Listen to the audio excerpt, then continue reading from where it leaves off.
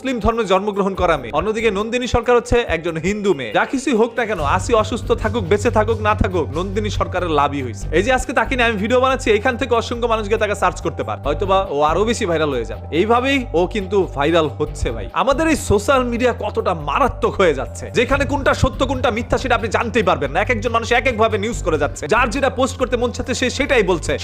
স্বাধীনতা করতে করতে মনে করেন আমাদের ঘুম আরাম হয়ে গিয়েছিল। এখন বাঙালিকে যখন স্বাধীন করে দেওয়া হয়েছে, তখন বাঙালি ডাকাত, ধর্ষক এবং খুনিতে পরিণত হয়েছে। এই স্বাধীনতা কি আপনারা চেয়েছিলেন? বা স্বাধীনতা পেলে কি আপনারা এমনই হতে চেয়েছিলেন? সবাই যখন স্বাধীনতা চায়, তখন চোর ডাকাত এসে বলবে আমি স্বাধীনভাবে চুরি ডাকাতি চিন্তাই করতে চাই। সবারই তো স্বাধীনতা দরকার, তাই না? আজকে যে আসিয়ার জন্য বিচার চেয়ে আরেকটা মেয়ের ছবি আমরা সবাই পোস্ট করে যাচ্ছিলাম, এই মেয়েটি তো আসলে ভাই আসিয়া না। মেয়েটার মনে করেন লাভ হয়েছে ভাই, আসিয়ার কোনো লাভ হয় না। আসিয়া কিন্তু এখনো সে আগের অবস্থায় রয়েছে। যদিও ডক্টর জানিয়েছে আসিয়া চোখ খুলেছেন এবং আগের থেকে নাকি একটু সুস্থ। যেখানে আসিয়ার বাঁচার সম্ভাবনা ছিল না 99%, সেখান থেকে আসিয়ার এখন বাঁচার সম্ভাবনা হচ্ছে